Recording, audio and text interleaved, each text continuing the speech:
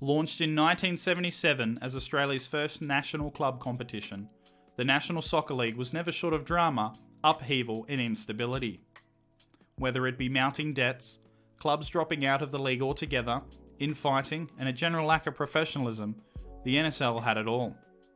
Its competition format was pretty whack too.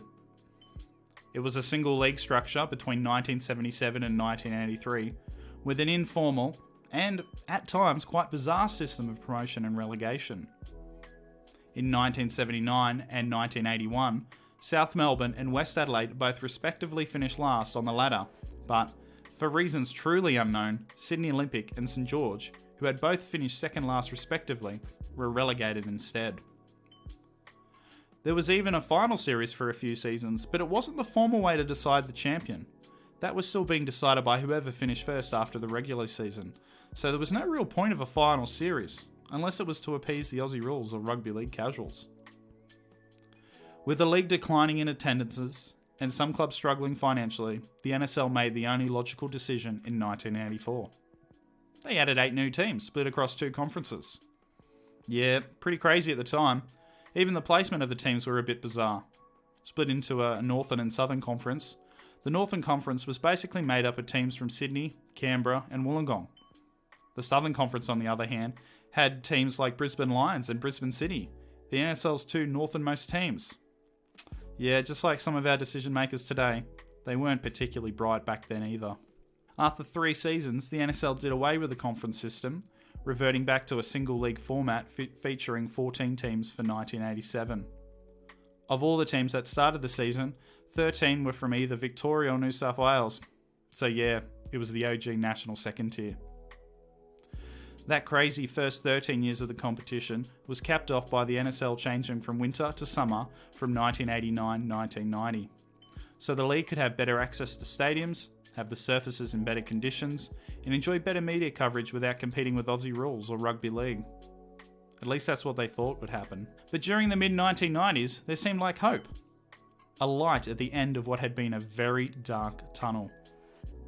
On December 1, 1995, the Perth Glory were formed, joining the league for the 96-97 season. Perth Glory by far set the benchmark for what an NSL club should look like. They were backed privately by Arena Investments shareholders Nick Tanner and Paul Afkos, making it the first time that a private company with no links to football or social clubs would run an NSL club. From a relatively unheralded start, the club would develop beyond all expectations and help commercially re-establish football in mainstream Western Australia media, where the AFL had long dominated. Crowds quickly flocked to Perth Oval. As well, a new team in Sydney's North joined in 1998. Northern Spirit recruited the likes of Graham Arnold, Robbie Slater and Ian Crook, with the club's first ever game at North Sydney Oval attracting a crowd of 18,985. It was the highest Australia club football crowd for a non-finals match at the time.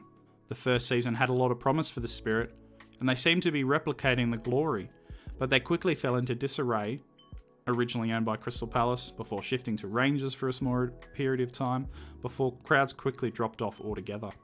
At the end of the 2000-2001 season, the Morwell Falcons and Canberra Cosmos were both booted from the league, while Carlton, who had made the NSL Grand Final in 1998, had to withdraw after just 8 rounds after failing to find a financial backer.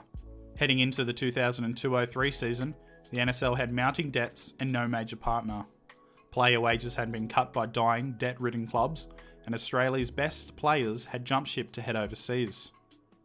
Of the 6 matches played in the opening round, none drew more than 7,000 fans, with the average attendance slightly better than that of the very first round back in 1977. Just before the turn of the century, Soccer Australia, the game's governing body down under, and the runners of the NSL, sold the television rights for the NSL, Socceroos and Olyroos matches to the Seven Network, in a 10-year contract that was worth $2.5 million a year.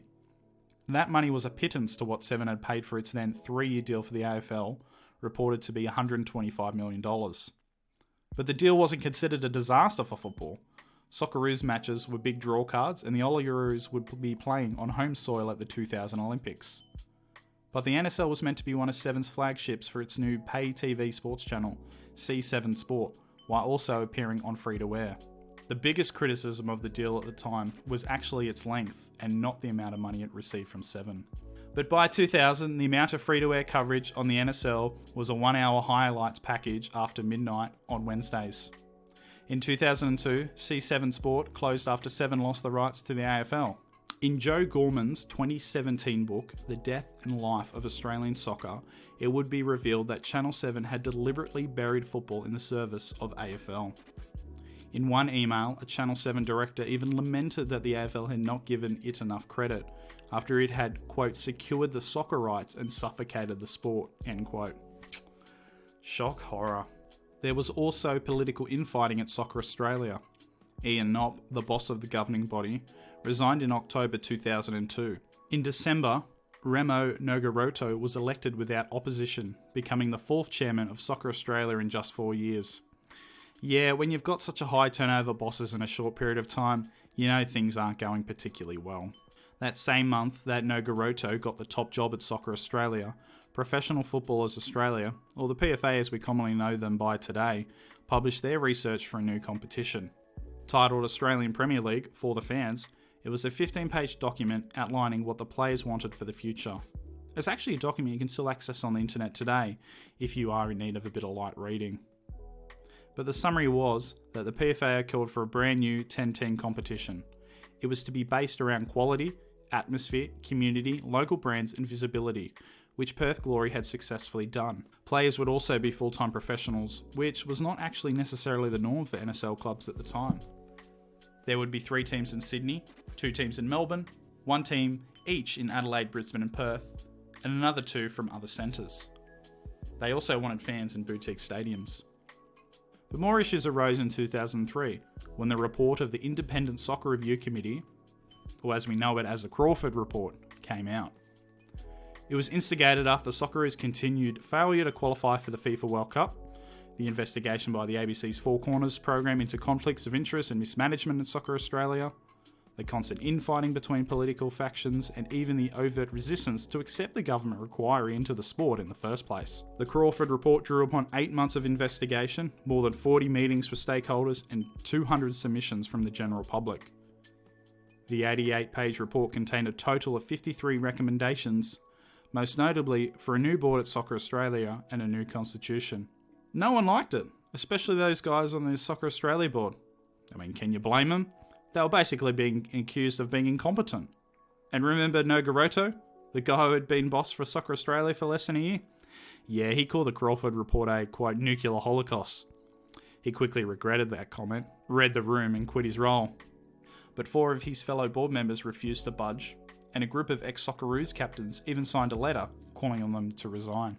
The NSL's death was quickly approaching when in December 2003, the NSL Task Force, headed by NSL pioneer Frank Lowy himself, dropped another damning report. It confirmed what everyone knew anyway, but it was official now. NSL clubs were undercapitalised, with little funds to spend on marketing. The NSL lacked decent TV coverage and revenue. Incredibly, the clubs had collectively lost more than $50 million in just 3 seasons. Lowy wanted that 10-team competition proposed by the PFA, but assembled a team featuring people that didn't have experience in football to help set it up. Rather, he went for the likes of rugby league, rugby union, horse racing and motor racing guys. And to be fair, those sports had enjoyed the success that football in Australia had so longed for. But the new league would ultimately have 8 teams instead of 10, and Football Federation Australia, which had been rebranded from Soccer Australia in 2005, ignored the Crawford Report's recommendation that the league run as a separate entity. Instead, it would be solely controlled by the FFA. I wonder if that'll last. So on April 4, 2004, Parramatta Power and Perth Glory would battle it out in the last ever NSL Grand Final. Played in front of less than 10,000 people in pouring rain at the old Parramatta Stadium, the Glory, the club considered as the benchmark for the future, secured a 1-0 win in golden goal extra time. Nick Midra would score off the bench 8 minutes into extra time. It was Perth's 2nd consecutive championship, and to date, their last. And so passed the NSL, Australia's first ever national club competition of any sport, that ran for 27 years from 1977 to 2004. It had been groundbreaking in the beginning, but heartbreaking and a mess for most of its life. For 3 NSL clubs, Perth Glory, Newcastle Jets and Adelaide United, they would join 5 brand new teams, Sydney FC, Melbourne Victory, Brisbane Roar, Central Coast Mariners and the New Zealand Knights, in the new A-League competition, set to kick off in 2005-06. It was the closure of one chapter in Australian football, and the beginning of a new one. That concludes today's video. I want to say a big thank you to those who watched our NSL Origins video. It's one of our channel's best ever videos and gave us a heap of new subscribers. If you haven't seen that one, I recommend you go check that one out. But thank you so much for watching today's video or listening to it. Hit the like button if you enjoyed it, and I really hope you did. Let me know what you'd like to hear about next in the comments, and please do consider subscribing to the channel. Cheers.